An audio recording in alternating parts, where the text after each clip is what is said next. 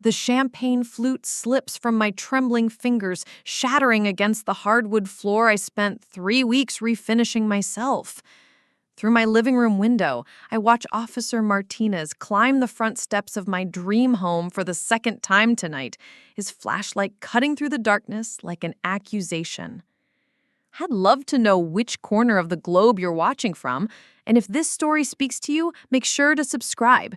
Tomorrow's video is one you absolutely can't miss. My mother's voice booms from the backyard, drowning out the gentle jazz playlist I'd carefully curated for my housewarming party. "Brianna, where did you put the karaoke machine? Your father wants to sing My Way again." The words pierce through the sliding glass door, followed by the unmistakable screech of feedback from a microphone that should never have existed in my carefully planned evening. I press my palms against my temples, feeling the pulse of a migraine building behind my eyes. 6 months of planning, 3 weeks of painting and decorating, 2 years of saving for this down payment, all crumbling around me like the shards of crystal at my feet. The doorbell chimes its melodic tune, a sound that filled me with such joy when I first heard it during the house tour. Now it feels like a funeral dirge. Through the peephole, Officer Martinez's badge gleams under my porch light. Behind him stands Mrs. Chen from next door, her arms crossed tightly across her purple bathrobe, her face a mask of barely contained fury. "Good evening, Miss Harper," Officer Martinez says when I open the door, his voice carrying the weary tone of someone who's had this conversation too many times tonight. "We've received another noise complaint." Another! The word hits me like a physical blow. My cheeks burn with embarrassment as Mrs. Chen steps forward, her usually kind eyes now blazing with indignation. "This is unacceptable, Brianna. It's past midnight on a Tuesday. Some of us have work in the morning. My baby finally fell asleep an hour ago, and now," she gestures helplessly toward my backyard, where my father's off-key rendition of Sweet Caroline drifts through the night air, accompanied by my mother's enthusiastic backing vocals and what sounds like someone playing spoons. "I'm so sorry," I whisper, the words feeling inadequate, hollow. "I had no idea they would—" "The music started at 7, Officer Martinez interrupts, consulting his notepad. "We received the first complaint at 9:47 p.m., the second at 11:15. This is the third call from this address tonight." My stomach drops to my feet. 3 noise complaints. On the night I was supposed to introduce myself to my new neighborhood as a responsible homeowner, a good neighbor, someone they'd be happy to live next to for years to come. From the backyard, I hear my mother shriek with laughter, followed by the distinct sound of something large splashing into my newly installed koi pond. My father's voice booms over the chaos. "Barbara, you magnificent woman! Do it again!" "I need to speak with whoever's in charge," Officer Martinez says firmly. "This needs to stop now or we'll be issuing citations." Citations.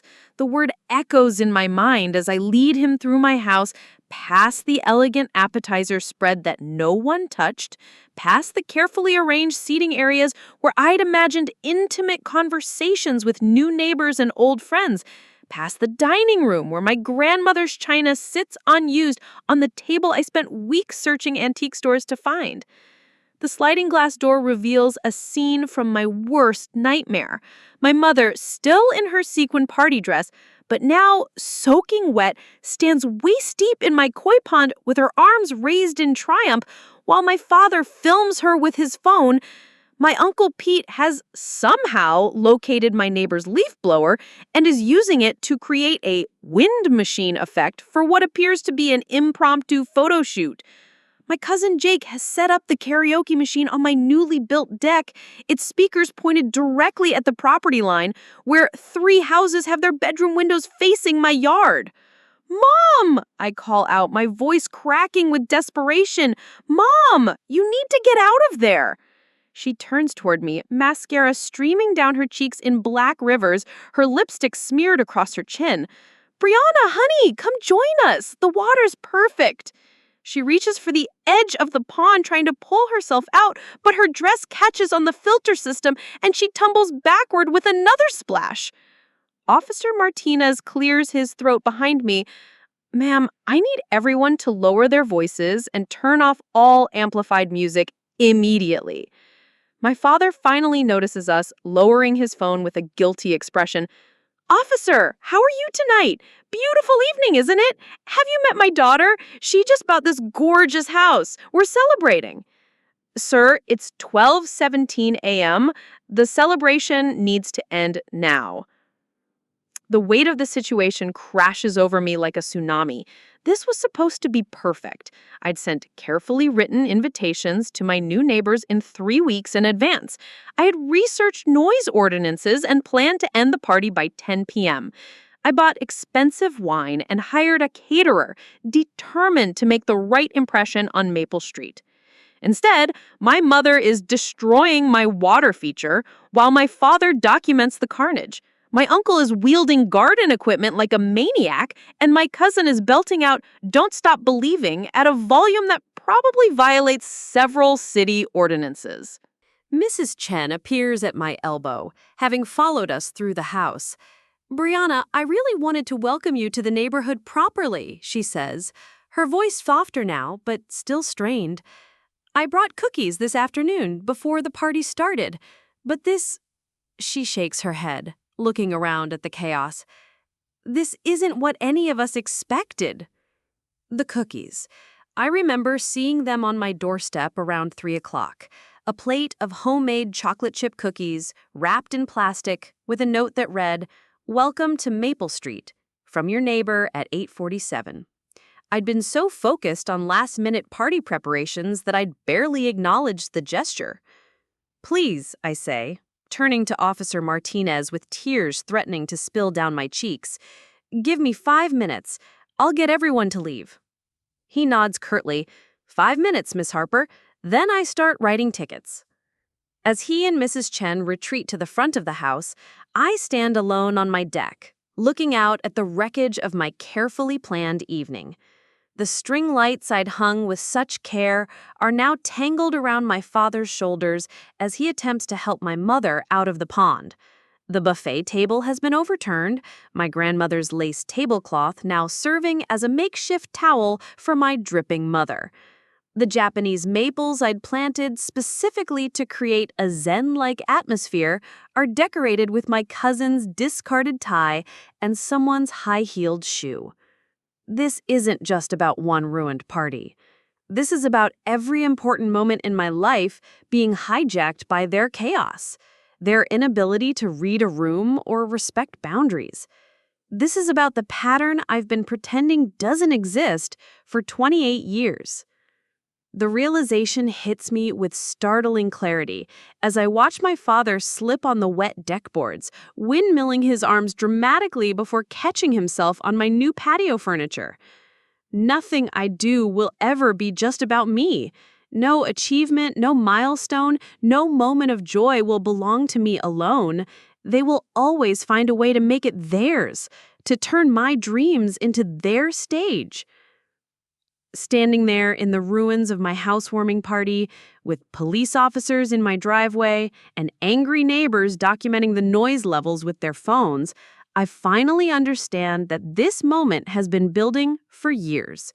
Tonight wasn't an aberration. It was inevitable. The question now is what I'm going to do about it. The smell of burnt pancakes and my mother's Jean Naté perfume fills the kitchen of our cramped duplex on Sycamore Drive. I'm 7 years old, standing on a step stool in my Sunday dress, trying to reach the alarm that's been shrieking for the past 3 minutes, while my mother poses for my father's camera in front of the smoking griddle. "Get my good side, Richard," she calls out, tossing her blonde hair over her shoulder as smoke billows behind her. "This is going in the family newsletter." The family newsletter. Every month, my mother types up a 4-page document detailing our lives for relatives scattered across 3 states. The burnt pancakes will become Barbara's adventurous Sunday brunch experiment by the time it reaches Aunt Helen in Nevada.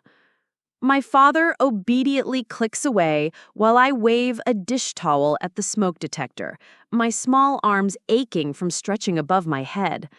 "Mom, the pancakes are burning," I say, my voice barely audible over the alarm. "They're not burning, sweetie. They're caramelizing," she corrects, without looking away from the camera. "There's a difference. Now, Richard, get one of me flipping them dramatically." This is my earliest memory of understanding that in our house, the performance always matters more than the problem. The Hartwell Elementary Talent Show becomes the next lesson in the same curriculum. I've been practicing my violin piece for months, a simple arrangement of Twinkle, Twinkle, Little Star that my teacher, Miss Rodriguez, helped me choose. It's the first time I'll perform alone without my parents orchestrating every move. The morning of the show, I wake to find my mother in the living room, surrounded by fabric and glitter, sewing sequins onto what used to be my simple blue recital dress. "Surprise!" she announces, holding up the transformed garment. "I stayed up all night making this special for you." The dress now looks like a disco ball. Silver sequins catch the morning light, and she's added a tulle skirt that extends 3 feet in all directions. A matching headband sports a collection of feathers that bob when I move my head. "Mom, I can't wear this," I whisper, touching the scratchy fabric. "It's too much. Everyone will stare." "Of course they'll stare, darling. That's the point. You'll be the most beautiful girl on that stage." At school, I stand backstage in my glittering costume, feeling like a trapped peacock among my classmates in their simple dresses and slacks. When my name is called, I walk onto the stage to audible gasps from the audience. The sequins catch the stage lights, creating disco ball effects across the auditorium walls. I raise my violin and begin to play, but the feathers on my headband keep tickling my nose. Halfway through the piece, I have to stop to sneeze, and the sound echoes through the microphone. The audience chuckles, and I see my mother in the front row, beaming and taking pictures as if this is exactly what she had planned. A lot of love and effort went into bringing this story to life. If you're enjoying it, we'd be so grateful if you'd subscribe to our channel. Now, back to where we left off. Later, she frames the photo of me mid-sneeze, sequins blazing, violin hanging forgotten at my side. "Look how you commanded that stage," she says, hanging it in the hallway. "A natural performer just like your mother." The pattern crystallizes during my sophomore year of high school when I make the honor roll for the first time. I've worked relentlessly, staying up late every night to complete assignments, joining study groups, and meeting with teachers during lunch periods. When the letter arrives in the mail, I can barely contain my excitement. "Mom, Dad, I made an honor roll!" I burst into the living room, waving the certificate. My mother looks up from her laptop, where she's typing what appears to be a very long email. "That's wonderful, honey. Oh, perfect timing, actually. I was just telling the Petersons about your academic achievements. They're having trouble with Jennifer's grades, and I was explaining how we've fostered such a strong educational environment in our home." She turns back to her computer, fingers flying across the keyboard. "I'll add this to my email. Update, Brianna just received her honor roll certificate as I was writing this. It's moments like these that make all our parenting sacrifices worthwhile." My father emerges from his workshop, sawdust covering his flannel shirt. "Honor roll, huh? That's great, kiddo. Hey, Barbara, did you tell them about the study space I built her in the garage?" "Oh, yes, that's in paragraph 3, along with the educational trips we've taken and the enrichment activities we've provided." I stand there, holding my certificate, realizing that my achievement has already become their story. By tomorrow, half the neighborhood will know about my honor roll status, but they'll remember it as evidence of Richard and Barbara Harper's superior parenting skills. The college acceptance letter from Portland State arrives on a Tuesday in March. I find it in the mailbox when I get home from my after-school job at the library, and my hands shake as I tear open the envelope. Accepted. Full academic scholarship. I've never wanted anything more in my life than to study environmental science at PSU. I volunteered at the Nature Center for 3 years, maintained a 3.8 GPA while working 15 hours a week, and written what I thought was a compelling essay about wanting to protect Oregon's old-growth forests. "Mom, I got in!" I shout, bursting through the front door. "Full scholarship!" She looks up from the kitchen table, where she's surrounded by fabric samples and catering brochures. "Got into what, dear?" "Portland State, the environmental science program. Remember I showed you the application last fall?"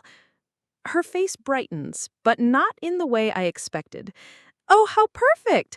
I can use this for the graduation party planning. College-bound scholar celebrates with her proud family. The neighbors will be so impressed." "What graduation party?" "The one I'm planning for you, silly. We're going to rent the community center, invite everyone from church, maybe even hire that DJ who did the Morrisons' anniversary party. This is going to be the event of the season."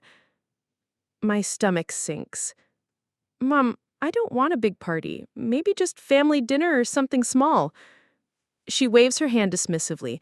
"Nonsense. This is a momentous occasion. Your father and I have worked so hard to get you to this point. We deserve to celebrate properly." The phrase hits me like a slap. We deserve to celebrate. Not you deserve, but we deserve. The graduation party happens exactly as she envisioned, complete with a PowerPoint presentation of my childhood photos set to inspirational music, a speech from my father about the family values that made this achievement possible, and a guest list that includes people I've never met but who needed to witness our family's success story.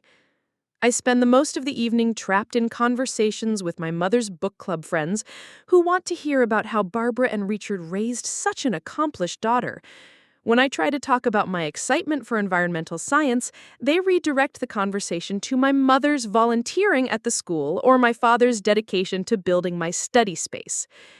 At midnight, after the last guest leaves and the community center is cleaned up, I sit in my childhood bedroom, surrounded by graduation cards addressed to the Harper family, and wonder when my accomplishments became their accomplishments. The apartment hunting begins in July. I've saved money from the library job and received enough scholarship funds to afford a small studio near campus. I spend weekends driving around Portland, looking at listings, imagining my independent life away from the constant performance of family success. When I find a perfect little place above a coffee shop on Burnside, I call my mother to share the news. "You found an apartment? But honey, why would you want to live in some cramped little studio when you have a perfectly good room here?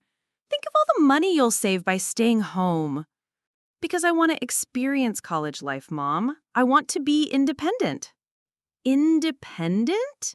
Her voice carries that wounded tone I've learned to recognize as manipulation disguised as hurt feelings. "After everything your father and I have done to support your education? This feels very selfish, Brianna." That word, again, selfish. The family weapon of choice for any behavior that doesn't serve their narrative. But I signed the lease anyway, and for 4 years I lived in blissful anonymity. My grades are my own. My friendships develop naturally without being documented for family newsletters. My small victories and private struggles belong only to me. The graduation ceremony arrives with predictable fanfare. My parents rent a limousine to drive the 3 miles to campus, book a private dining room at the most expensive restaurant in town, and invite relatives from 4 states to witness what my mother calls the culmination of the Harper family's educational journey. During the ceremony, as I walk across the stage to receive my diploma in environmental science, I hear my mother's voice rising above the polite applause. "That's our daughter! That's our Brianna! We're so proud!" The photographer they hired captures every moment, including several stage shots of them handing me flowers and pretending to wipe away tears. The photo album, when it arrives 6 weeks later, contains more pictures of them reacting to my graduation than of me actually graduating. Standing in my apartment that night, looking at my diploma, I realized that even this moment, my moment, has been transformed into their story. The little girl who needed a step stool to reach the smoke alarm has grown into a woman whose achievements exist primarily to validate her parents' self-image. But tomorrow, I start my job at the Oregon Department of Environmental Quality. Tomorrow, I begin building a life that belongs entirely to me. Or so I believe. The promotion letter from the Oregon Department of Environmental Quality sits on my desk, still crisp from the printer. Senior Environmental Analyst. After 3 years of grunt work, endless reports, and weekend field studies, I've finally earned recognition for my expertise in watershed management. The raise means I can start seriously saving for a house down payment. I dial my parents' number, barely able to contain my excitement. "Brianna, perfect timing!" My mother's voice bubbles through the phone before I can speak. "I was just about to call you. Your father and I have the most wonderful news." My excitement deflates slightly. "Oh, what's that?" "We've decided to throw you a promotion celebration party. I already called the country club and they have availability this Saturday. We can fit about 80 people in the garden pavilion." "Wait, Mom, slow down. How do you even know about my promotion?" "Well, Jennifer Patterson's daughter works in HR at some state agency, and she mentioned seeing your name on a promotion list. I put 2 and 2 together. Isn't it exciting?" My stomach knots. Jennifer Patterson's daughter doesn't work at DEQ. My mother has somehow accessed information about my career that she shouldn't have. But before I can process this fully, she's already launched into party planning mode. "I'm thinking of a nature theme, since you work with trees and rivers and such. Maybe we can get those ice sculptures shaped like fish, and I'll have the caterers do a salmon buffet. Oh, and I want to invite the Hendersons, the Kowalskis, and definitely the church council. They all need to see how well you're doing." "Mom, I don't want a party at the country club. I was actually hoping we could just have dinner, maybe at that little Italian place downtown." "Don't be ridiculous, sweetheart. This is a major accomplishment. People need to know about your success. Besides, I already put down the deposit." She already put down the deposit. Without asking me, without even knowing for certain that I'd gotten the promotion. The country club party unfolds exactly as she envisioned, complete with fish-shaped ice sculptures and a guest list that reads like a who's who of people I barely know. I spend the evening in a borrowed cocktail dress, smiling for photos while my mother gives impromptu speeches about our family's commitment to environmental stewardship and how proud we are of our brilliant daughter's career trajectory. When Mrs. Henderson from church corners me by the dessert table to ask about my specific work responsibilities, I try to explain watershed protection protocols. She nods politely for 30 seconds before her eyes glaze over and she redirects the conversation to my mother's impressive party planning skills. The evening cost my parents $1,200, the same amount I need to complete my house down payment fund. 6 months later, I meet David at a coffee shop near the Capitol building. He's a policy analyst for the state legislature. Quiet and thoughtful, with an easy laugh and genuine interest in environmental issues. Our first real date involves hiking the Cascade foothills while discussing salmon habitat restoration. I don't mention him to my parents for 3 weeks, savoring the privacy of something that belongs entirely to me. When I finally bring him to Sunday dinner, my mother greets him at the door wearing her best hostess smile and her grandmother's pearl necklace. "David, we've heard so much about you. Come in, come in. I've prepared a special meal in your honor." The dining room has been transformed into what appears to be a formal state dinner. The good china is out, candles are lit, and my mother has somehow procured flowers that match David's shirt color. My father emerges from the kitchen wearing an apron that reads "World's Greatest Chef" and carrying a platter of prime rib that must have cost a week's grocery budget. "Welcome to the family, son," he booms, as if David and I have been dating for years instead of weeks. Throughout dinner, my mother documents every moment with her camera, directing us to look more natural and try that conversation again but with better lighting.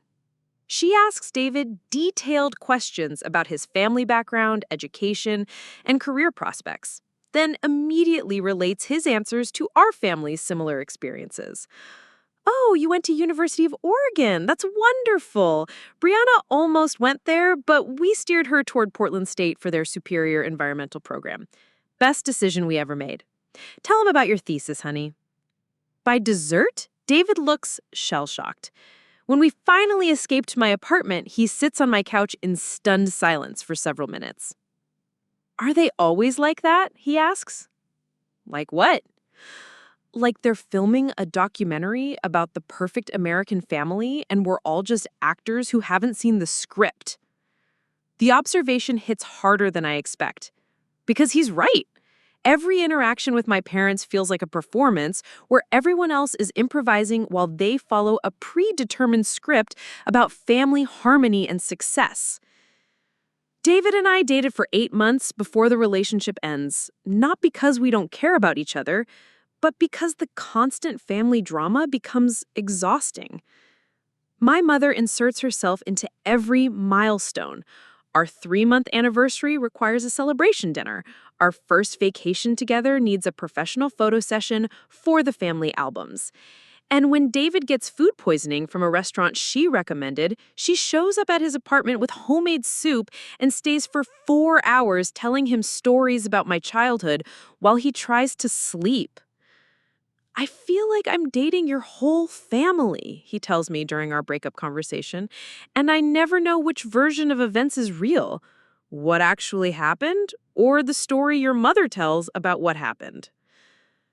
House hunting begins a year later. I've saved enough for a down payment on a modest craftsman bungalow in southeast Portland, far enough from my parents' suburb to feel independent, but close enough to maintain family obligations. I spend months researching neighborhoods, attending open houses, and working with a realtor who understands my budget constraints. When I find the perfect house on Maple Street, original hardwood floors, a small backyard with established fruit trees, and a kitchen with enough natural light for the herb garden I've always wanted, I put in an offer immediately. The inspection reveals minor issues that I can handle myself, and the mortgage approval comes through without complications. I call my parents from the realtor's office, pen still in my hand from signing the paperwork. I bought a house, I announce, unable to keep the triumph out of my voice. You bought what? My mother's voice sharpens. Without consulting us? A house, Mom, a real house, with a yard and everything. I'm officially a homeowner. The silence stretches long enough that I wonder if the call dropped. Brianna, my father's voice joins the conversation. She's put me on speaker. This is a very big financial decision. Did you have the foundation inspected? What about the electrical system? Have you considered the long-term property tax implications? Dad, I had a full inspection. Everything's fine. The house is perfect. Perfect for what? My mother interjects. It's just you in this house. That seems like a waste of space. And the expense, the utilities alone must be astronomical. Their lack of enthusiasm deflates my joy like a punctured balloon. I had expected excitement, maybe even pride that their daughter had achieved this milestone independently. Instead, I'm getting a lecture about fiscal responsibility and space utilization. I thought you'd be happy for me, I say, hearing the hurt creep into my voice. Of course we're happy, sweetheart. My mother's tone softens into her practiced sympathy voice. We're just concerned. Home ownership is a big responsibility. There are so many things that can go wrong. Plumbing issues, roof problems, break-ins. She launches into a 20-minute catalog of potential homeowner disasters, each story more alarming than the last. By the time I hang up, my excitement has been thoroughly replaced by anxiety about everything that could go wrong with my perfect little house. The closing happens on a Friday in October. I sign papers for 2 hours, hand over a cashier's check that represents every dollar I've saved for 3 years, and receive a set of keys that unlock my very own front door. The moment should feel triumphant, but my parents' warnings echo in my head with every signature. When I call to tell them the closing went smoothly, my mother immediately launches into housewarming party planning. Oh, this is perfect. We can do a combination of housewarming and Halloween theme. I'll handle all the decorations and catering. You just focus on settling in. How many people should we plan for? I'm thinking at least 50. We need to invite all the neighbors so they know what kind of family you come from. Mom, I was thinking of something small. Maybe just close friends and family? Nonsense! This is your debut as a homeowner. First impressions matter tremendously with neighbors. Trust me, I know how these things work. Before I can protest further, she's already moved on to menu planning and decoration schemes. The housewarming party, like every other significant moment in my life, has been commandeered and transformed into her vision of what it should be. 3 weeks later, I stand in my pristine living room surveying the damage from her small, intimate gathering that somehow included 73 people, a DJ, a full bar setup, and decorations that cost more than my monthly mortgage payment. Empty bottles litter my kitchen counters, someone has carved initials into my dining room table, and there's a mysterious stain on my new area rug that might be wine or might be blood. My mother finds me standing amid the wreckage at midnight, still wearing her party hostess smile. "Wasn't that wonderful, darling? Everyone was so impressed with your house. Mrs. Patterson said it was the most elegant housewarming she'd ever attended. And did you see how well the catering held up?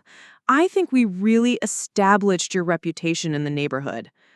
I look around at my destroyed home and realize this is my life. Every achievement, every milestone, every moment of personal joy will be transformed into their social theater. The house I bought to establish my independence has become the stage for their next performance. The pattern isn't changing. It's escalating. The email arrives on a Tuesday morning while I'm reviewing water quality reports at my desk. The subject line reads, "Urgent, housewarming party updates. Please confirm ASAP." And it's from my mother, sent to what appears to be a mailing list of 47 people.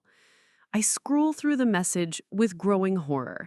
She's created a detailed timeline for Brianna's neighborhood welcome celebration, complete with a parking assignment chart, a potluck coordination spreadsheet, and specific instructions for guests about appropriate gift categories to help our new homeowner establish her household. The event she's describing bears no resemblance to the quiet gathering I'd envisioned.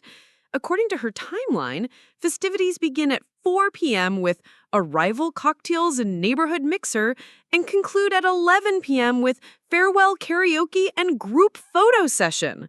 She's somehow arranged for my Uncle Pete to DJ, my cousin Jake to handle audiovisual documentation, and my Aunt Melissa to coordinate a surprise house blessing ceremony. I call her immediately. "Mom, what is this email?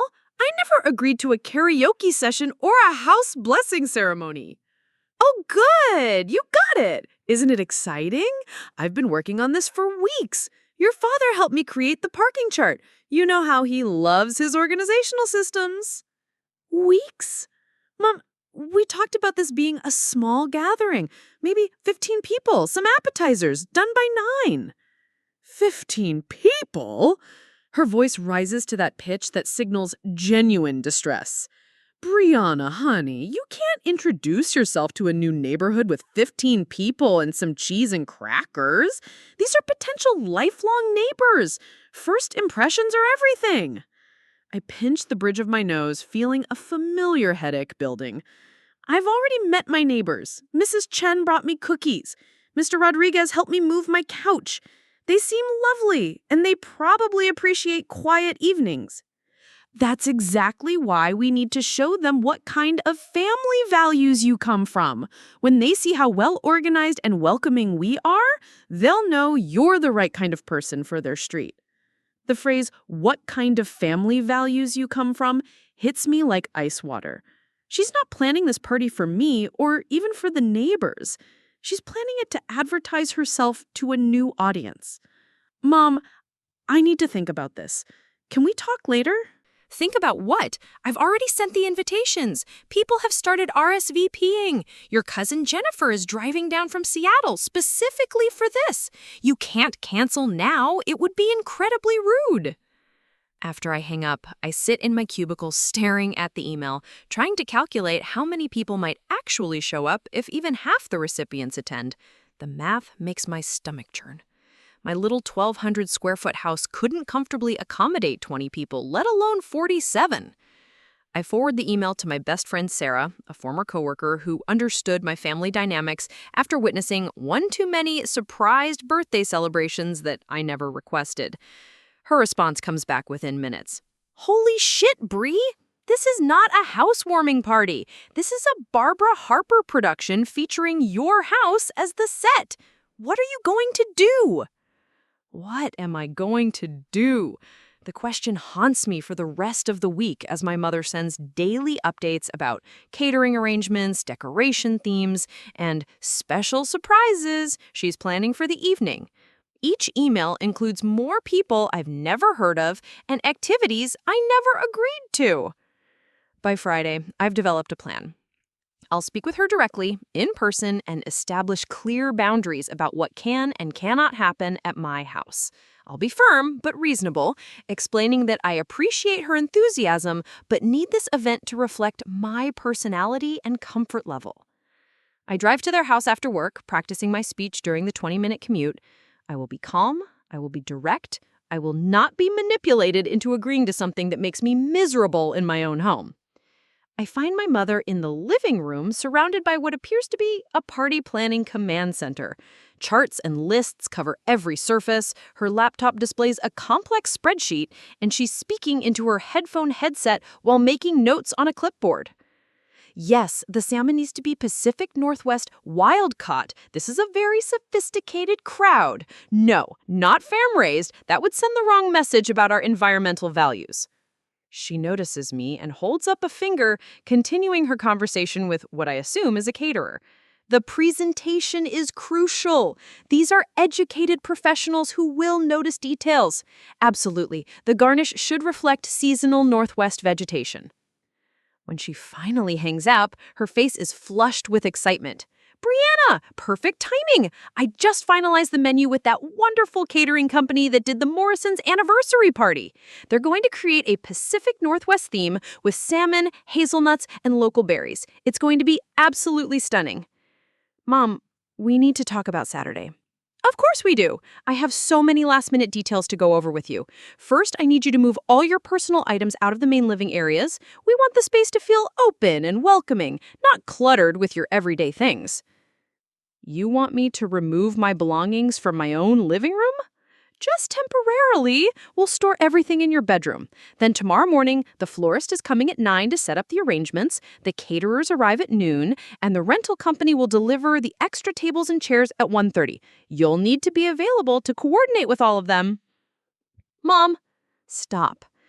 I sink onto her couch, suddenly exhausted. This is not what I wanted. I wanted a simple gathering where I could meet my neighbors properly. What you're planning it's too much. Her face shifts into what I recognize as her wounded expression. Eyebrows slightly raised, lips pursed in hurt surprise. Too much? Brianna, I've spent weeks planning this event for you. I've coordinated schedules, arranged catering, invited people who are excited to celebrate your achievement. And now you're telling me it's too much? I never asked you to plan any of this. I specifically said I wanted something small. Small doesn't show respect for what you've accomplished. Small doesn't honor the significance of home ownership. Small makes it look like we don't value your success. There it is again. We, us, the achievement that belongs to me somehow requires their validation to have meaning. What if I don't want to honor the significance? What if I just want to have some neighbors over for wine and conversation?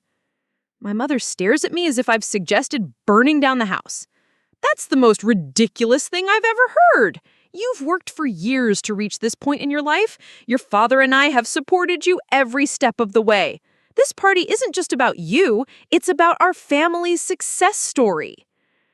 Our family's success story. The phrase crystallizes everything I've been feeling but couldn't articulate. My house purchase isn't my achievement. In her mind, it's evidence of their successful parenting, proof of their family values, validation of their social status. What if I don't want our family's success story displayed for 47 people in my living room? Then you're being selfish and ungrateful, she snaps, her wounded expression replaced by sharp irritation. After everything we've done for you, after all the support and encouragement we've provided, you want to hide your success like it's something to be ashamed of? The manipulation is so familiar, I could recite it from memory. Questioning her plans equals ingratitude. Wanting privacy equals shame. Establishing boundaries equals selfishness. But something different happens this time. Instead of the usual guilt and capitulation, I feel something harder settling in my chest. Anger. I'm not ashamed of my success, Mom. I'm proud of what I've accomplished. But what I accomplished was buying myself a home where I can live peacefully. What you're planning will destroy that peace. Oh, don't be so dramatic. It's one evening. It's never just one evening with you. It's the planning, the execution, the cleanup, the months of follow-up stories about how wonderful it was, the photo albums, the anniversary celebrations. Stop. Her voice cuts through my words like a blade. I don't know what's gotten into you lately, but this attitude is very unattractive. Your father and I are trying to help you start this new chapter of your life properly, and you're acting like we're your enemies. I look around the living room at her party planning materials, at the evidence of weeks of preparation for an event I never wanted, and realize that continuing this conversation is pointless. She will never understand that helping me would mean asking what I want and respecting my answer. Fine, I say, standing up. Do whatever you want. It's obviously going to happen regardless of what I say. That's the spirit. Her mood shifts instantly back to enthusiasm. You'll see how wonderful it turns out. Everyone's going to be so impressed with your beautiful home and our lovely family. As I drive home, my hands shake on the steering wheel. The party will happen, the chaos will ensue, and my quiet Saturday evening will become their social theater, and my neighbors will form their first lasting impression of me based on whatever spectacle my mother creates. But for the first time, I'm not just resigned to the inevitable, I'm furious about it. And that fury feels different from anything I've ever experienced. Cleaner, clearer, and strangely energizing. Saturday arrives gray and drizzling, typical October weather that should discourage outdoor festivities. Instead, my mother calls at 7 a.m. to announce that she's rented a large tent for the backyard, just in case, and moved the timeline up by an hour to maximize daylight for photos. By noon, my house is no longer mine. It belongs to her vision, her guest list, and her idea of what my life should look like. The breaking point isn't the party itself. It's the moment I realized I've lost the ability to recognize my own home. The first police car pulls away from my driveway at 12:47 a.m., its red and blue lights fading into the darkness like a retreating nightmare. I stand on my front porch in my pajamas and bathrobe, watching Officer Martinez's taillights disappear around the corner of Maple Street. Behind me, my house sits in shambles. But something inside me has crystallized into diamond-hard resolve. My parents huddle in my living room with Uncle Pete and Cousin Jake, their party clothes now wrinkled and damp from the koi pond incident. They're speaking in urgent whispers, probably planning their damage control strategy, crafting the story they'll tell about tonight's misunderstanding with the neighbors. I walk back inside and close the front door with deliberate calm. 4 pairs of eyes turn toward me expectantly, waiting for me to apologize, to smooth things over, to take responsibility for the chaos they created in my home. Instead, I walk to my kitchen counter and pick up my phone. Brianna, honey, my mother starts, with that practiced tone of maternal concern. I think there's been a terrible misunderstanding with your neighbors. They clearly don't understand that we were having a family celebration. Stop talking. My voice cuts through her words with a clarity that surprises even me. Everyone needs to leave. Now. The silence that follows feels electric. My father's mouth opens slightly, as if he didn't sure he heard correctly. Uncle Pete looks confused, still holding his beer bottle like a prop from a play that suddenly changed scripts.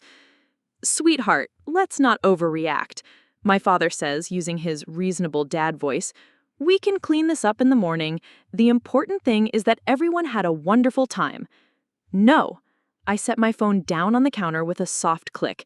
The important thing is that 3 police officers had to come to my house tonight because you turned my housewarming party into a circus that violated multiple noise ordinances and destroyed my relationship with every neighbor on this street.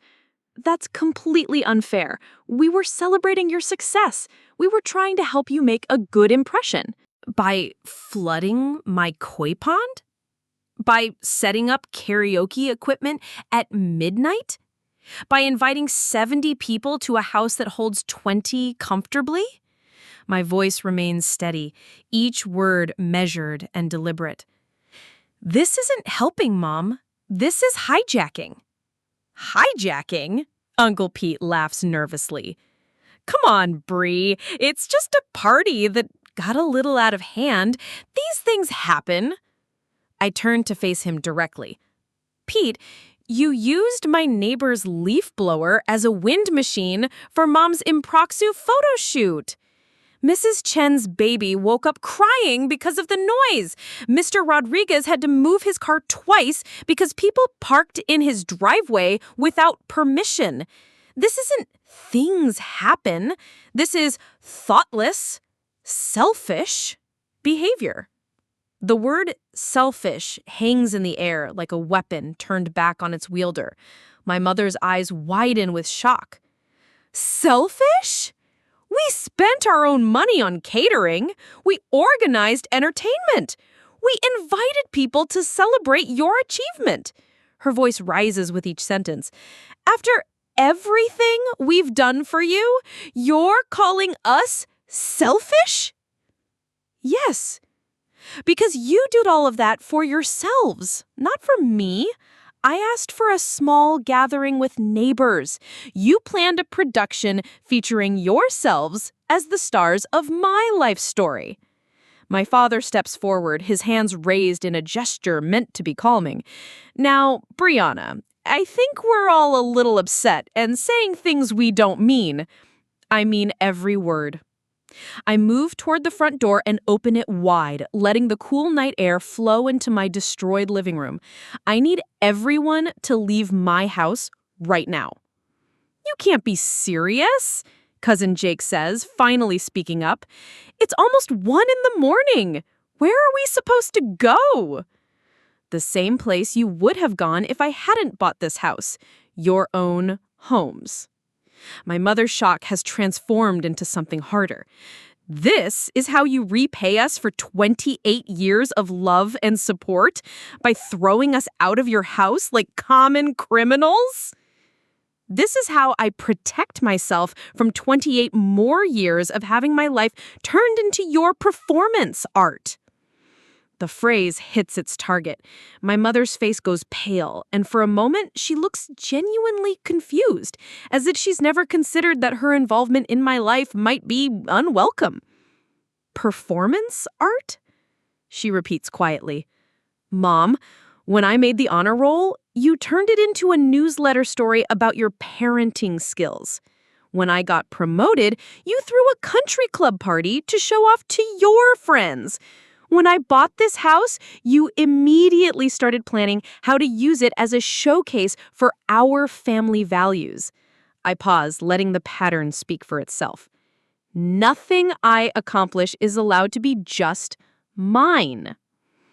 Uncle Pete shifts uncomfortably, looking like he wants to be anywhere else. Maybe we should head out, he says to my father. Let everyone cool down. That's an excellent idea. I agree, stepping aside to give them clear access to the door. But my mother isn't finished. You're making a huge mistake, Brianna. Family is the most important thing in life. When you're older and alone, you'll regret pushing us away like this.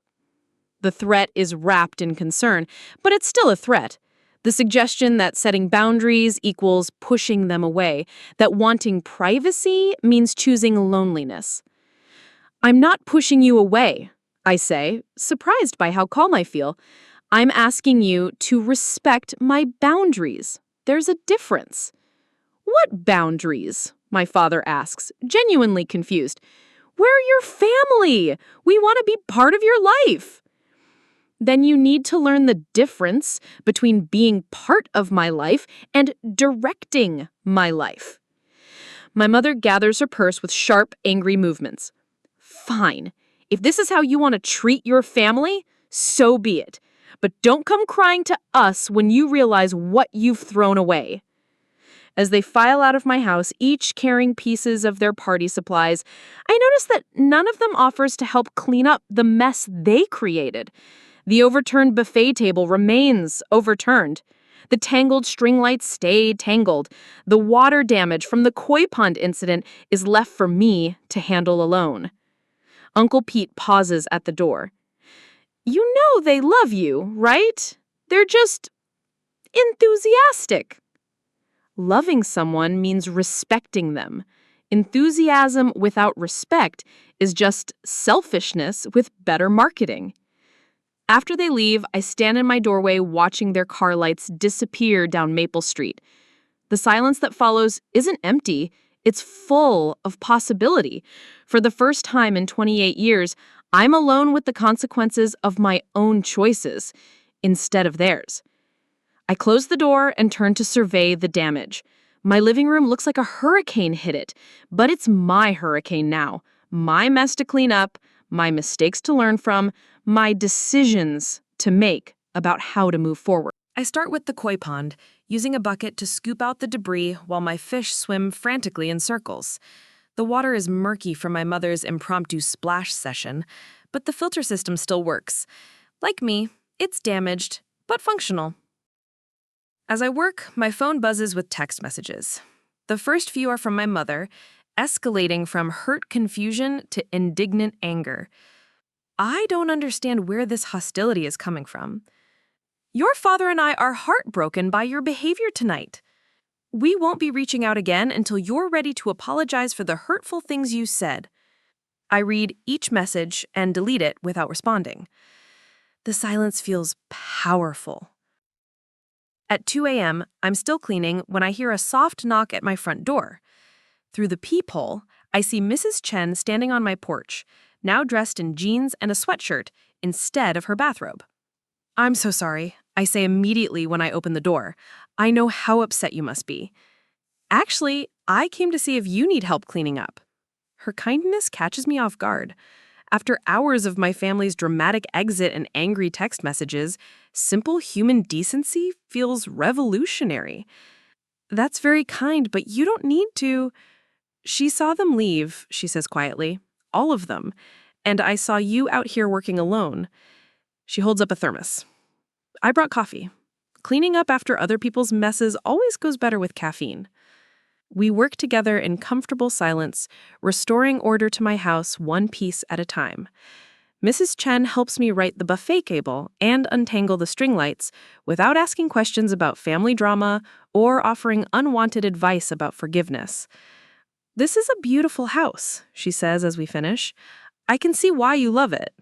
I do love it. I just wish tonight had gone differently. She pauses in the doorway, considering her words carefully. Sometimes the people who love us most have the hardest time letting us be ourselves. But that doesn't mean we should stop being ourselves to make them comfortable. After she leaves, I sit on my couch in my restored living room, watching the sunrise paint my walls gold through windows that nobody cleaned but me. My phone shows 17 unread messages from various family members, but I don't open them. Instead, I make coffee in my own kitchen, using my own coffee maker in my own time. The silence isn't lonely. It's peaceful. For the first time in my adult life, I've chosen my own comfort over their expectations. The house is quiet, the neighbors are sleeping, and I am finally completely alone with my own choices. It feels like freedom. The doorbell rings at 6:43 a.m. on Sunday morning, barely 12 hours after I'd finally fallen asleep. I stumbled to the front door in my pajamas, expecting to find Mrs. Chen with another thermos of coffee or maybe a delivery driver with a package. Instead, I discover my Aunt Linda standing on my porch with a casserole dish and my grandmother's stern expression. "We need to talk," she announces, pushing past me into my foyer without invitation. "Your mother is beside herself." Aunt Linda has always served as the family's unofficial mediator, swooping in whenever conflicts threaten the carefully maintained harmony of Harper family gatherings. She sets the casserole on my kitchen counter and turns to face me with the practiced authority of someone who solved dozens of family disputes. "Sit down, Brianna. I've brought your grandmother's tuna noodle casserole, and we're going to sort this out like civilized people." "Linda, I appreciate you coming, but your mother called me at midnight crying so hard I could barely understand her. She said you threw the entire family out of your house and accused them of ruining your party. Is that true?" I pour myself coffee, buying time to organize my thoughts. "That's one version of what happened." "What's your version?" For the next 20 minutes, I explained the events of Saturday night while Linda listened with the careful attention of a judge hearing testimony. I described the noise complaints, the property damage, the neighbors' anger, and my family's complete dismissal of my concerns. When I finish, Linda sits quietly for a moment, processing everything I've told her. "I see," she says finally. "And you think throwing them out was the appropriate response?" "I think asking them to leave my house after they had caused 3 police visits was the only response that made sense. But they're your family, Brianna. Family doesn't abandon family over a misunderstanding." There it is again. The word misunderstanding. As if my family's behavior was an accident rather than a pattern 28 years in the making. "Linda, this wasn't a misunderstanding. This was the culmination of a lifetime of them taking over every important moment in my life and making it about themselves." She shakes her head, clearly unconvinced. "Your parents love you. They've supported you through everything: college, your career, buying this house. Maybe they get a little excited about celebrating your successes, but that comes from a place of pride, not selfishness." Getting excited would be bringing a bottle of wine and staying until 9 o'clock. What they did was plan a production without my consent, invite 70 people I didn't know, and turn my backyard into a karaoke venue that violated noise ordinances. "You're being dramatic." The dismissal hits me like a physical blow. Dramatic. The family's favorite word for any emotion that doesn't serve their narrative. 3 police officers came to my house, Linda. My neighbors filed formal complaints. Mrs. Chen's baby was woken up 3 times. Mr. Rodriguez had to call a tow truck because someone parked behind his car in his own driveway. Those aren't dramatic interpretations. Those are facts. Linda waves her hand dismissively. "Minor inconveniences. These things can be smoothed over with time and effort." "What about my inconvenience? What about the fact that I specifically asked for a small gathering and they ignored me completely?" Sometimes parents know better than their children what's appropriate for important occasions. The conversation continues for another hour, with Linda alternately guilt-tripping, lecturing, and bargaining in an attempt to convince me to apologize to my parents. She uses every manipulation technique in the family playbook, appeals to tradition. This isn't how we handle conflict in our family. Emotional blackmail. Your grandmother would be heartbroken to see this division. And gaslighting. You're remembering things more negatively than they actually happened. Finally, I stand up from my kitchen table and walk to the front door. Linda, I appreciate that you're trying to help, but I'm not going to apologize for setting boundaries in my own home. Boundaries? She follows me to the door, her voice rising with frustration. Is that what you call destroying family relationships over a party that got a little loud? Yes, that's exactly what I call it.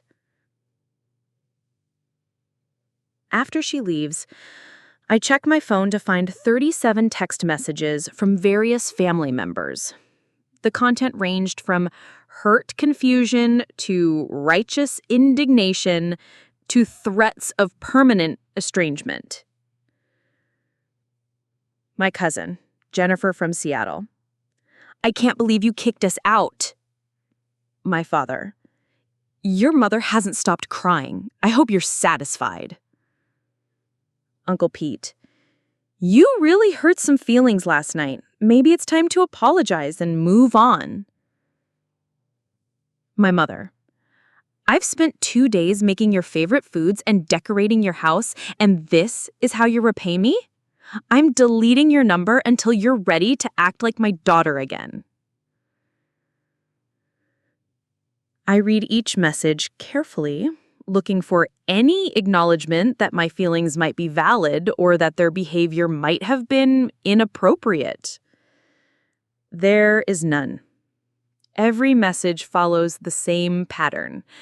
My reaction was wrong, their intentions were good, and reconciliation requires my complete capitulation. Monday morning at work, I mentioned the weekend's events to my colleague Sarah during our coffee break. She listens with growing amazement as I describe the party disaster and the family fallout. Wait, she interrupts. Your mother is angry at you because you asked them to leave after they caused 3 noise complaints? Apparently, asking your family to respect your boundaries is considered selfish and ungrateful. Brianna, that's not selfish. That's basic self-preservation. If my family did that to me, I'd probably have called the police myself. Her validation feels like cold water after days of family gaslighting. It's a reminder that normal people don't expect to have their boundaries violated in the name of love. Tuesday brings a new strategy from my family, the intervention. My father calls when I'm reviewing permit applications at my desk. Brianna, we need to sit down and talk this through properly, as a family. I thought I wasn't acting like your daughter anymore. That's what Mom's text said. Your mother was upset. She didn't mean that. She sent it to me in writing, Dad, at 2 a.m. on Sunday. It seemed pretty deliberate. Look, we all said things we didn't mean that night. The important thing is moving forward. Can you come to dinner Sunday? We'll work this out. I pause, considering the invitation. Part of me wants to believe that they've spent the past few days reflecting on their behavior and are ready to have a genuine conversation about boundaries and respect.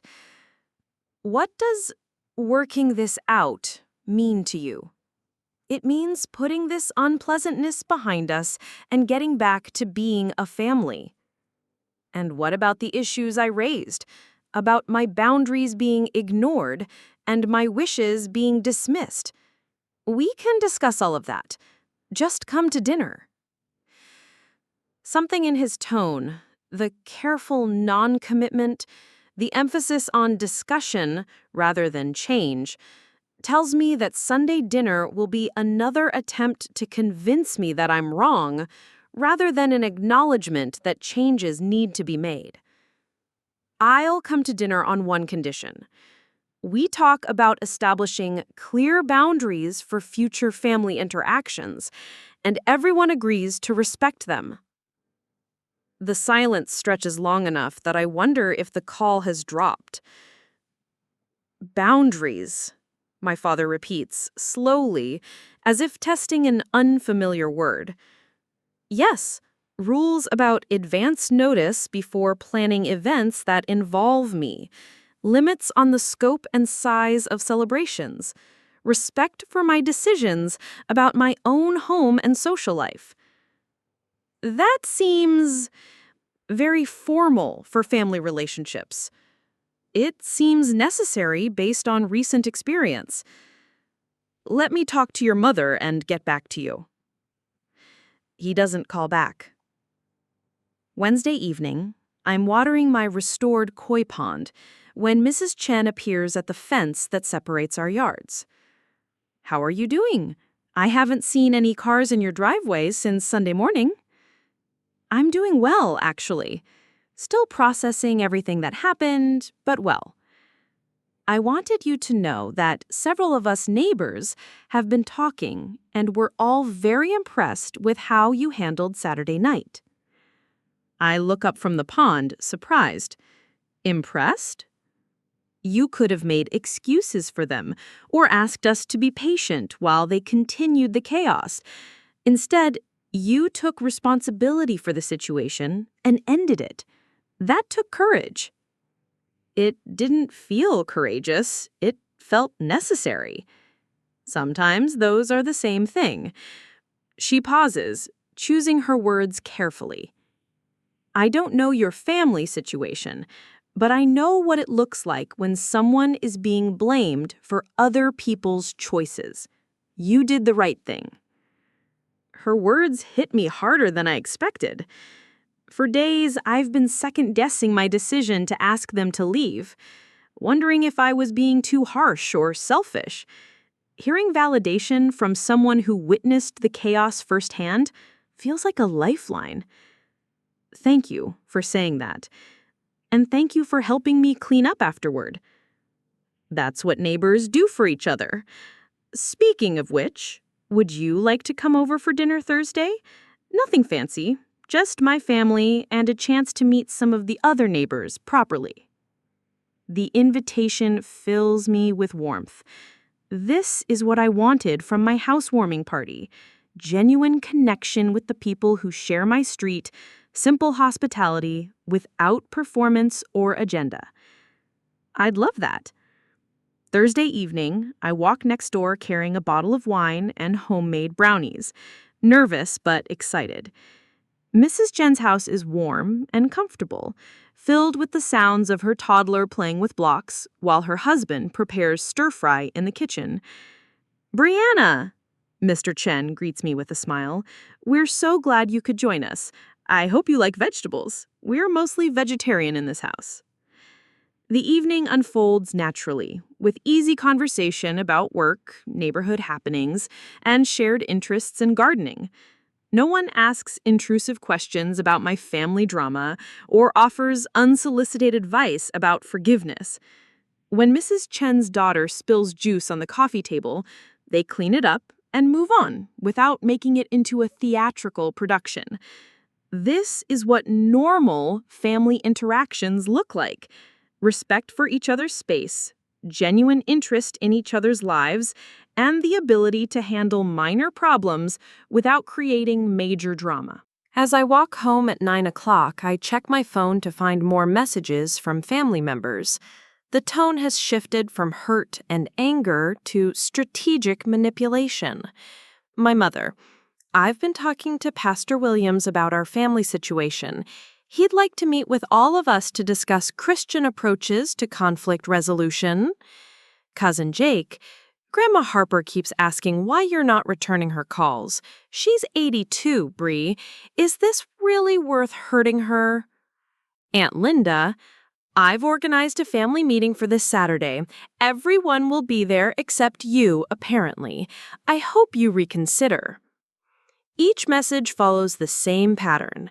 External authority figures who supposedly support their position, elderly relatives whose feelings I'm supposedly hurting, and family gatherings where my absence will be noticed and discussed.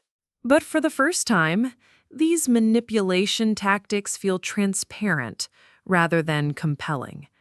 After spending an evening with the Chen family, experiencing what healthy relationships actually look like, my family's behavior appears even more dysfunctional by contrast. I delete the messages without responding and pour myself a glass of wine in my quiet kitchen. Outside my window, Maple Street settles into peaceful evening routines. Porch lights coming on, families settling in for the night, dogs getting their final walks. This is what I wanted when I bought this house. This sense of belonging to a community without having to perform for approval. The irony isn't lost on me that I've found more genuine acceptance from neighbors I've known for a week than from family members I've known my entire life. Friday morning brings the nuclear option, my grandmother's phone call. Brianna Rose Harper. Her voice quavers through the phone with practiced fragility. What is this I hear about you disowning your family? I close my office door and prepare for the conversation I've been dreading all week. Hi, Grandma. I haven't disowned anyone. I asked my parents to respect some boundaries, and they've chosen to interpret that as rejection. Boundaries? She pronounces the word like a curse. In my day, we called that selfishness. Family comes first always. Your parents have sacrificed everything for you, and this is how you repay them? The conversation follows a predictable script: guilt about my parents' sacrifices, shame about my ingratitude, and warnings about the loneliness that awaits ungrateful daughters who abandon their families. Grandma, I love you, and I love my parents, but love doesn't mean accepting behavior that's harmful to me. Harmful? Her voice rises to a pitch that could shatter glass. Planning a party is harmful? Celebrating your success is harmful? I raised 6 children during the Depression, young lady, and none of them ever accused me of being harmful for showing pride in their accomplishments. By the time the call ends, I feel emotionally drained, but strangely clear. The family has deployed every weapon in their arsenal: guilt, shame, religious authority, elderly manipulation, and threats of permanent estrangement. None of it has changed my fundamental understanding that I deserve to have my boundaries respected. That evening, I draft a group text to my immediate family members. I love all of you, but I need space right now to process recent events. I'm not cutting anyone off permanently, but I am taking a break from family gatherings and communications until we can figure out how to have healthier relationships. This isn't about punishment or anger. It's about protecting my mental health and establishing boundaries that work for everyone. I hope you can understand and respect this decision. I stare at the message for 20 minutes before hitting send. The response is immediate and predictable. More guilt, more manipulation, more accusations of selfishness and ingratitude. But this time, I didn't read them. I turn off my phone and sit in my quiet living room, listening to the sounds of my neighborhood settling into another peaceful evening. The war of boundaries has begun, and for the first time in my life, I'm fighting for myself instead of surrendering to keep the peace. 6 months later, I stand in my kitchen on a Saturday morning preparing brunch for friends who are coming over because they want to, not because they've been manipulated into attending a performance of my life. The smell of French toast and fresh coffee fills the air while sunlight streams through windows that no longer feel like stages for someone else's production. My phone sits silent on the counter. No urgent family emergencies, no guilt-laden voicemails, no texts demanding immediate responses to crises that somehow always require my participation. The silence isn't empty. It's full of possibility. Sarah arrives first, carrying a bouquet of daffodils from her garden and wearing the comfortable smile of someone who knows she's genuinely welcome. "How's the peace and quiet treating you?" she asks, arranging the flowers in one of my grandmother's vases. "Like a luxury I never knew I was living without." The past 6 months haven't been easy. The initial weeks after my boundary setting were filled with anxiety about family retaliation, guilt about potentially hurting people I love, and uncertainty about whether I was making the right choice. But gradually, the constant tension I'd carried for 28 years began to dissolve, replaced by something I hadn't experienced since childhood: genuine peace. Mrs. Chan arrives with her husband and daughter, followed by Tom and Maria Rodriguez from across the street. Over the past months, these neighbors have become real friends. People who know me as Brianna, the environmental scientist who grows excellent tomatoes and makes terrible jokes about water policy, rather than Brianna, the Harper family success story who exists primarily to validate her parents' self-image. "How's the pond project coming along?" Tom asks, gesturing toward my backyard, where I've expanded the original koi pond into a small ecosystem with native plants and a tiny waterfall. "The permit finally came through last week. I'm installing the filtration system next weekend if anyone wants to help." "Count us in," Maria says immediately. Eva's been asking when she can help feed the fish again. This is what normal relationships look like, I've learned. Mutual interest, reciprocal support, and the freedom to say yes or no without elaborate justifications or emotional manipulation. When Maria's mother was in the hospital last month, I brought dinner without being asked, and left when visiting hours ended without trying to turn her crisis into my social opportunity. When my car broke down, Tom offered a ride to work without expecting eternal gratitude or using the favor as leverage for future demands. My work life has flourished in the absence of family drama. Without the constant background stress of managing their emotional needs and social performances, I've had mental energy to focus on projects that actually matter to me. Last month, I published a research paper on urban watershed restoration that caught the attention of the State Environmental Planning Committee. Next week, I'm presenting my findings at a conference in Seattle, a professional milestone that belongs entirely to me. I haven't told my parents about the conference. They don't know about my expanded social circle, my volunteer work with the local environmental council, or the fact that I'm dating someone. These aspects of my life exist in a space they can't commandeer because they don't know about them. The doorbell rings, and I open it to find David standing on my porch with a bottle of wine and that slightly nervous smile he wears when meeting new people. We reconnected 3 months ago when he called to congratulate me on my research paper, which he'd seen referenced in the policy brief. "He thought you might want to know that someone in the state government is actually reading your work," he'd said. Our second chance has been different from our first relationship, built on the foundation of who I am now rather than who I was when I couldn't separate my identity from my family's expectations. He's met my neighbors, attended community events with me, and never once suggested that my family's absence from these gatherings is unusual or concerning. "So this is the famous pond," he says, following the group to my backyard after introductions. "I can see why you're passionate about water ecology." Over brunch, conversation flows naturally, from local politics to gardening tips, to plans for the neighborhood's upcoming block party. No one feels compelled to document every moment with photos, no one turns casual stories into elaborate performances, and no one treats my house as a backdrop for their personal drama. "Sarah, I love what you've done with the space," she observes, looking around my living room. "It feels so peaceful." She's right.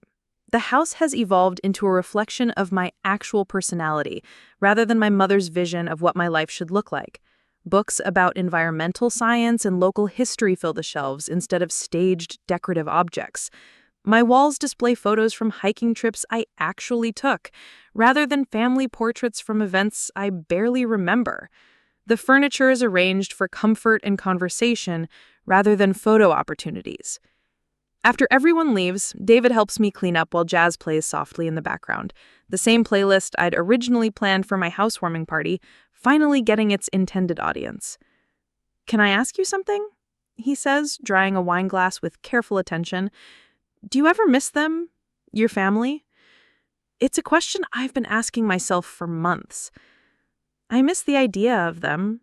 I miss having family relationships that feel safe and supportive, but I don't miss the constant chaos and manipulation. I don't miss feeling like I need to perform gratitude for love that comes with impossible conditions. That makes sense. It's like grieving the family you wished you had while protecting yourself from the family you actually have. His understanding touches something deep in my chest. This is what healthy relationships offer, the space to be honest about complicated emotions without being judged or fixed. Monday morning at work, my supervisor Rebecca calls me into her office with news that make my heart race. The National Environmental Protection Agency wants to interview you for a position with their Pacific Northwest Regional Office. Your watershed research caught their attention, and they're looking for someone to lead a new urban restoration initiative. A federal position. The kind of career opportunity I've dreamed about since graduate school, but never believed was within reach. The salary is substantial, Rebecca continues, and it would involve traveling throughout Oregon and Washington, working with municipal governments on large-scale projects. As she outlines the details, I realize that accepting this position would mean potential relocations, irregular schedules, and professional commitments that wouldn't accommodate family events or social performances. 2 years ago, this opportunity would have been complicated by guilt about disappointing my parents or leaving them out of major life decisions. Now, I feel only excitement about the possibilities. I called David that evening to share the news, and his enthusiasm was immediate and genuine. "That's incredible, Bree. This is exactly the kind of work you've always wanted to do." It might mean moving to Seattle or Portland eventually, or at least traveling constantly. "Then I guess I better make sure my consulting business is portable," he says with a laugh, "assuming you'd want company for this adventure." The conversation flows naturally from practical considerations to dreams about the future, without once touching on what my family might think or how they might react to my choices. This relationship exists in the space I've created for myself, free from external drama and manipulation. 3 weeks later, I sit in my living room with an offer letter from the EPA, officially inviting me to join their team as a senior environmental restoration specialist. The salary is more than I ever imagined earning. The work involves everything I'm passionate about, and the opportunity to make a real environmental impact is exactly what I hoped for when I first studied water ecology. My phone has remained silent throughout my decision-making process. No family members know about the job opportunity, the interview process, or the offer I'm considering. For the first time in my adult life, a major career decision belongs entirely to me. I sign the letter and pour myself a glass of wine to celebrate privately, in my quiet house, without fanfare or photography or anyone else's interpretation of what this achievement means. The moving process happens gradually over the summer. The EPA position allows me to work remotely until a permanent office location is established, so I can stay in my beloved house while traveling for projects. My neighborhood friends help me install better security systems and establish plant care routines for my extended absences.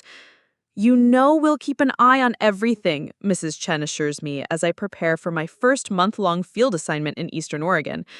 "This is your home base now, regardless of where work takes you." Home base. The phrase captures something essential about what I've built here. Not just a house, but a foundation of genuine relationships that don't require constant maintenance or performance to sustain. On the anniversary of my disastrous housewarming party, I host a small celebration with my chosen family of neighbors and friends. We gather in my backyard around the expanded pond, sharing stories about the year's growth and changes, while my koi swim peacefully in filtered water. "To healthy boundaries," Sarah toasts, raising her glass. "To choosing yourself," David adds. "To knowing the difference between love and manipulation," Maria contributes. As the evening progresses, I realize that this gathering represents everything I'd hoped for from my original housewarming party. Genuine connection, mutual respect, and the freedom to be authentically myself without apology or explanation. My phone buzzes with a text message, and for a moment my stomach tightens with old anxiety. But the message is from my EPA supervisor, confirming details about next week's project launch in Washington. Work communication from people who value my expertise, rather than family drama designed to destabilize my peace. Later that night, after everyone has gone home and I'm alone with my thoughts, I draft a letter I'll never send to my parents. I'm happy. Really, genuinely happy in a way I never was when I was trying to meet your expectations and accommodate your needs. I have work that matters to me, relationships built on mutual respect, and a life that reflects my actual values rather than performing someone else's version of success. I still love you, but I've learned that love doesn't require sacrificing my well-being to make you comfortable. Maybe someday we can have a healthier relationship, but that will require you to see me as a person with legitimate needs rather than a character in your family story. I delete the draft and close my laptop. They're not ready to hear these truths, and I'm no longer willing to exhaust myself trying to make them understand. Instead, I step onto my back porch and listen to the sounds of my neighborhood settling into another peaceful evening. Dogs barking in the distance, porch lights creating pools of warm yellow on sidewalks, families inside their homes living their own authentic lives without drama or performance. 2 years ago, I thought family meant accepting chaos because love required endless forgiveness. Now I understand that real love, the kind I found with David, with my neighbors, with colleagues who respect my work, creates peace rather than destroying it.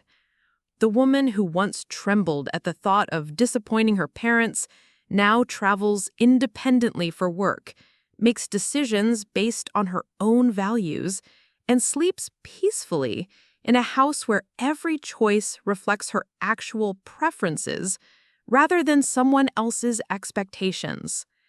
Standing in my garden under a canopy of stars, surrounded by the gentle sounds of water flowing through my pond and the distant laughter of neighbors enjoying their own evening rituals, I finally understand what home feels like when you're free to be yourself. The transformation isn't dramatic or sudden. It's the quiet accumulation of days spent honoring my own needs, months of relationships built on genuine connection, and the gradual recognition that choosing myself wasn't selfish. It was necessary. Tomorrow, I leave for a 3-week project restoring salmon habitat in the Columbia River system. Next month, David and I are planning a camping trip through the Cascade Mountains. In the fall, I'll present my research at a national conference where my work will be evaluated on its merit rather than used as evidence of my family's success. These are my choices, my achievements, my relationships, and my life. For the first time in 28 years, the story belongs entirely to me. Looking for more? We've got 2 amazing stories ready for you right on screen. If this one touched you, these are absolutely worth your time. Click to watch them now. And hey, subscribe and hit that bell to never miss our latest uploads.